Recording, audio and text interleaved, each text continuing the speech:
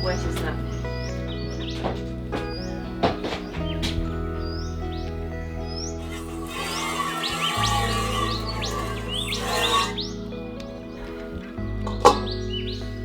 Okay.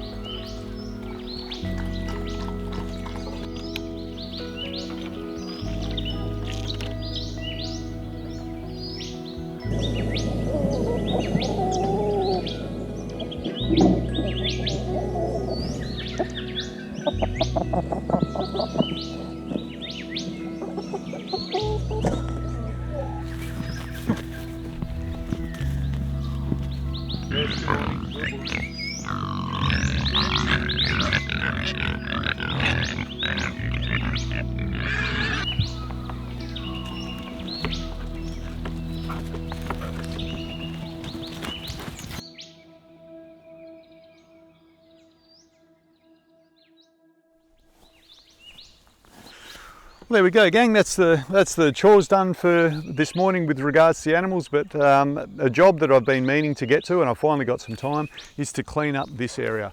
Now the rest of these beds, they've been super productive all through winter. We've had some really great harvests. We've had I don't know how many cabbages come out of here, and there's been enough to feed ourselves and give plenty away. So even over winter this has been quite productive. Pascal's onions and garlic are going great guns. The garden behind me, we've let a few things go to flower just to attract pollinators, but also we're gonna save some of our own seeds, so that's all looking kind of wild behind us.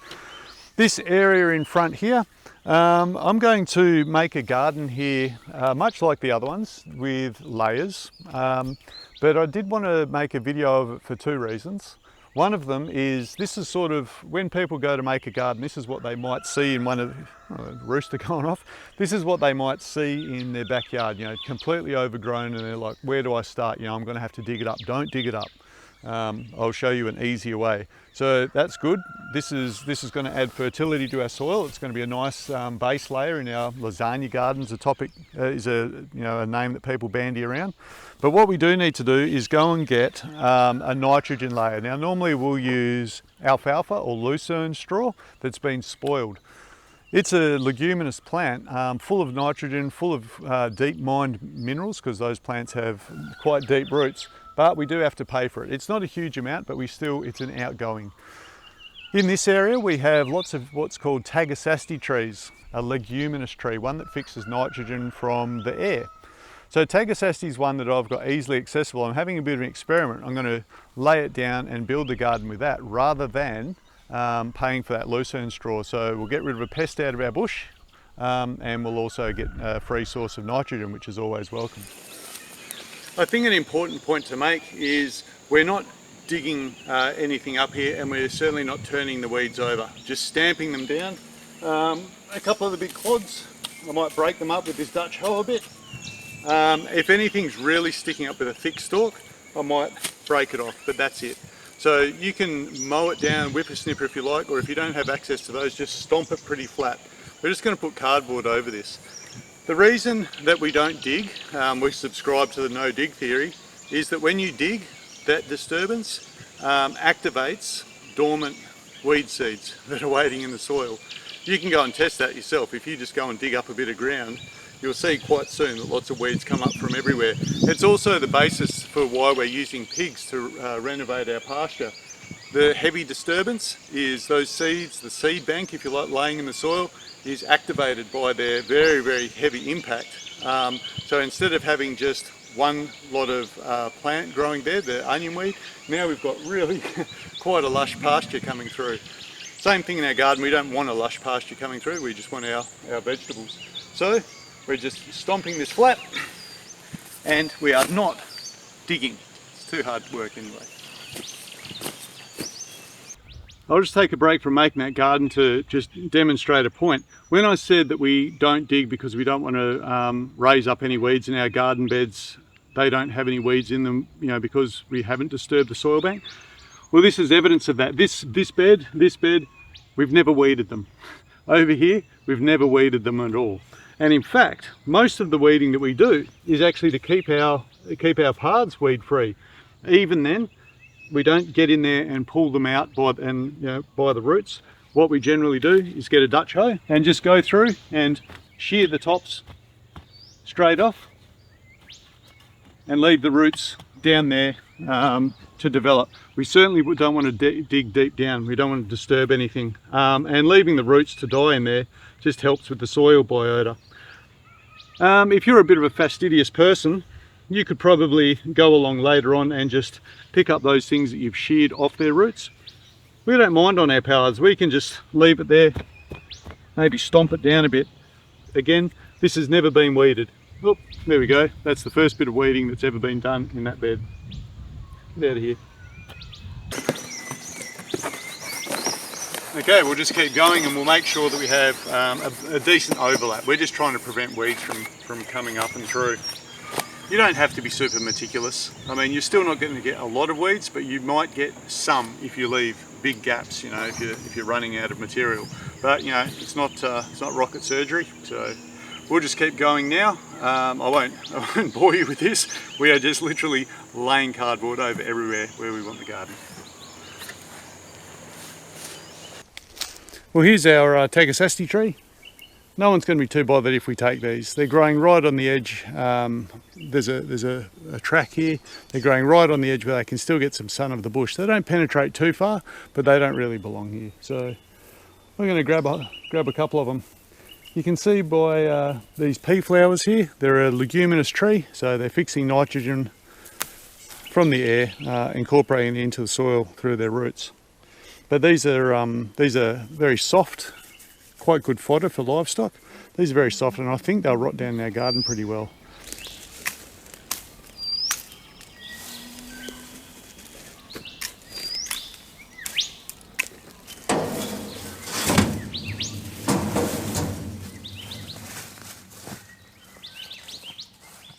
That's not too bad, and normally if I was using lucerne pads I would bring it right out to this cardboard.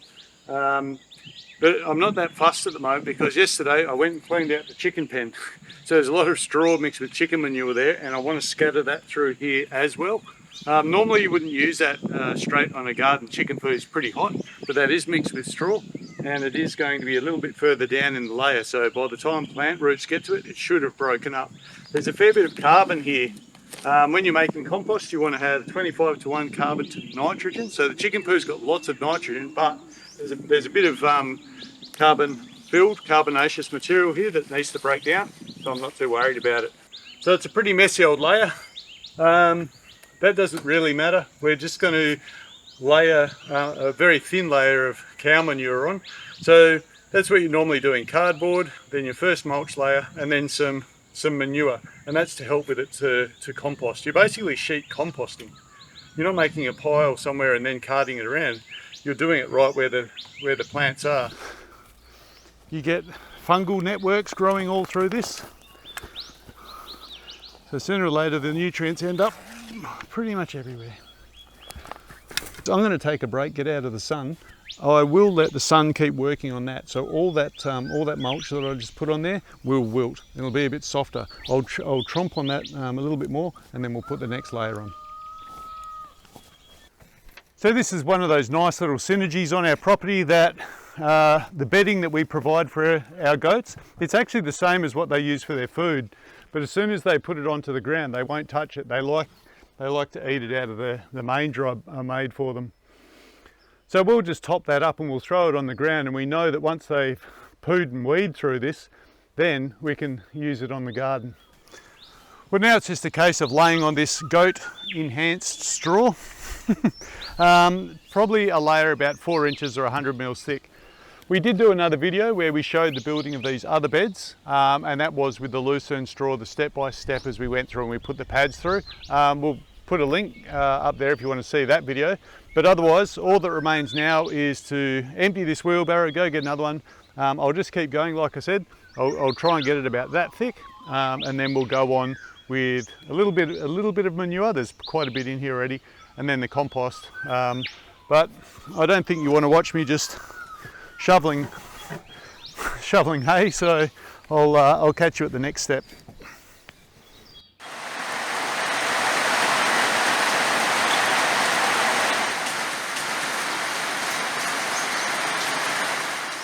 Well, there it is. There's all the hay laid out, about 4 inches, 100 mil thick. So now I just want to throw on a little bit more cow poo. Like I said, there's plenty of goat waste in there, so I don't need too much of this. I did have a very good fortune to have it rain while I was building this garden, which isn't great for filming, but it's good for gardening. So normally what we'll do is, as we're building these particular gardens, is at each layer we'll irrigate it, we'll water it down, make sure everything's nice and soaked. But luckily I don't have to use up any of our precious water at the moment because it's the right time of the year to get rained on while you're gardening. So these are our 3 compost bays, obviously, and these are our chickens. they come together more than you might think. So these bays, we just made these with the logs, some of the trees that we dropped around the property when we were trying to make it a bit fire safe. We just arranged it and it keeps everything nicely contained, and also when I'm using a tractor it gives me something to drive up against and the pile doesn't just keep walking away from me. So we'll get fresh raw material mounded up here. Once we've got enough, we'll let it cook for a bit and then pop it into here. It'll be empty, it's ready to receive some more stuff obviously, and then as that goes then we'll put it in there. I don't think it's worth for the average gardener making this much compost. I mean, you can take care of household waste and that's really great, but there's a lot goes into it, and if we wouldn't make compost on this scale if I didn't have access to that little front end loader, it would just be too much work, I think. Well, I wouldn't have been able to move the logs in the first place. Definitely keeps your chooks happy. Our eggs taste amazing, as you would expect.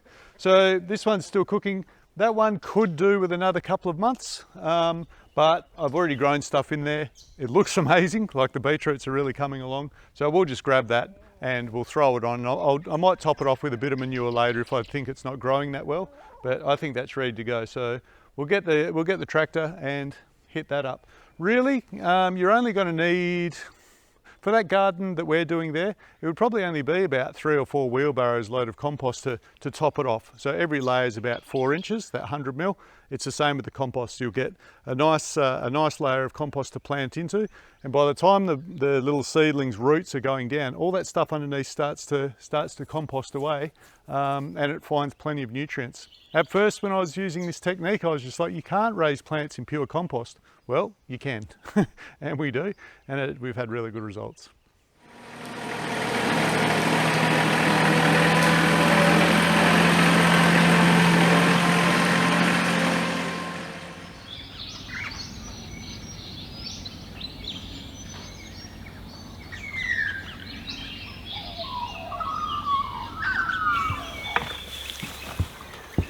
Well, the garden's looking pretty good.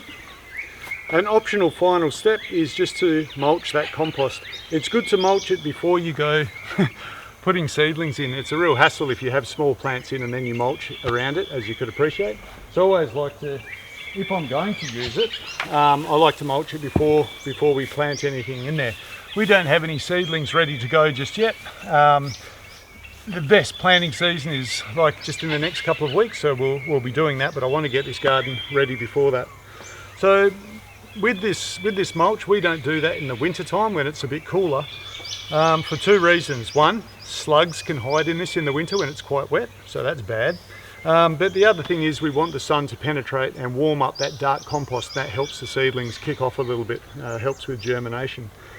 In the summertime, which is just around the corner for us, this dark surface would absorb a lot of heat, bake, and then we found that it goes hydrophobic. It repels water. It's very, very hard to get water to soak in. But just a little application of mulch sorts that straight out. So pretty good. Because you've seen how this garden's built, it is like a giant sponge. You know, like particularly when we use the lucerne pads, you can see that as you're putting it on, it's just those big pads. Once they're wet, they stay quite wet. for a while, even though they hold a lot of oxygen for plant roots. Before I put this hay down, I did clean out the rabbit hutch, and I've thrown quite a bit of bunny poo in there as well, just as a little bit of extra nitrogen so that we don't have interaction with this mulch. But you know, anything that you want to throw there, just a very, very light scattering of manure is not too bad under this sort of mulch. And what else? Oh, and I also, we do have a worm farm up in the shed made out of, you know, like a cut down IBC, one of these big cubes. So I have inoculated this with compost worms. They're different to your standard earthworm. They don't really do that great in the dirt, just everyday dirt. But in one of these, which is essentially just a long compost pile, compost worms do very well. So they'll help to break it down. We'll see this lose some weight over the next month or two. And they'll help to really circulate nutrients everywhere, air channels, water channels, all sorts of stuff. They can only do good. So whenever we build a garden now, because we've got so many earthworms, because I've built up that population, I like to inoculate a garden with them. If you want to see how this progresses, then hit the subscribe button. We'll have fairly regular videos, and we'll show you how this progresses.